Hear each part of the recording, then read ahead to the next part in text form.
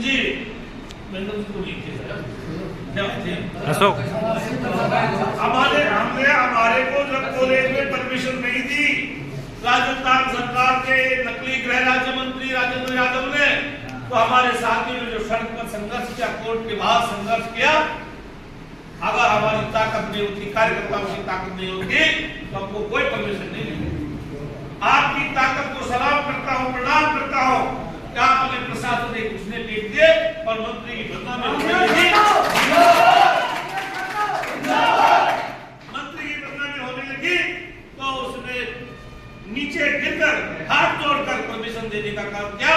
और मैं सभी कोटली क्षेत्र के सभी भाइयों को जरूरी नहीं है कि हम एक सारे अपने हजारों साथी अलग अलग घिरे हुए बहुत सारे काम भी होते हैं, जरूरी नहीं है गांव के वो अपने हिसाब से करते रहे।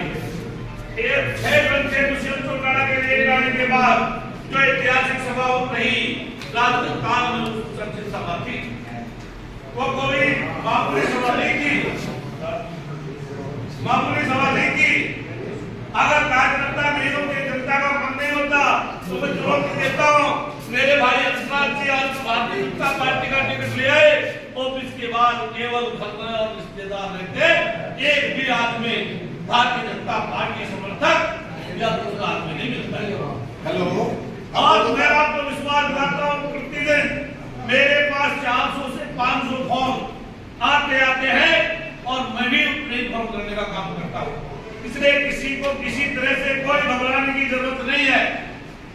कोई आएगा कौन जाएगा, सबसे पहला हमारा मूल मंत्र है 20 अक्टूबर को हमारे पार्टी के उप मुख्यमंत्री माननीय श्री दुष्यंत चौटाला जी का रोड शो का कार्यक्रम है, चुनावी माहौल है और 19 तारीख की उनकी रोड शो को कामयाब करने के लिए पार्टी कार्यकर्ताओं की मीटिंग आयोजित की गई थी और पार्टी के कार्यकर्ताओं को जिम्मेदारियां दी गई हैं, किन किन पॉइंटों पर हम स्वागत करेंगे, सम्मान करेंगे और क्या क्या व्यवस्थाएं रहेंगे।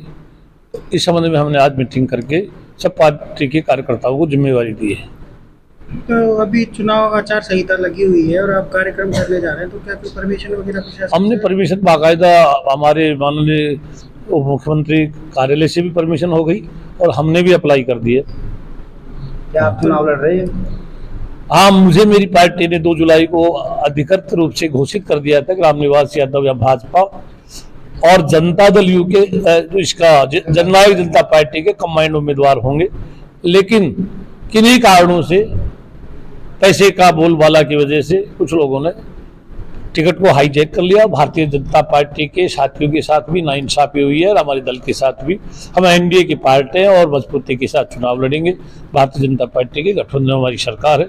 चुनाव बाद भारतीय जनता पार्टी और हम मिलकर सरकार में क्या पार्टी सरकार में 200 विधानसभा पर चुनाव लड़ेगी? नहीं, पार्टी 200 विधानसभा चुनाव में पहले भी पार्टी ने ये कहा था कि हम कमजोर भाजपा की सीटें हम ले सकते हैं और हम जिताकर परिणाम देंगे, लेकिन जो भी कारण रहे मैं उसमें नहीं जाना चाहता।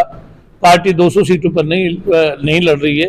पार्टी मजबूत और जिम्मेदार और उस क्षेत्र की परिस्थितियों को देखकर कम सीटों पर चुनाव लड़ाएगी और बाकी खुलासा 19 तारीख को माननीय श्री दुष्यंत चौटाला जी के आप प्रेस के सामने तमाम बातें रखेंगे।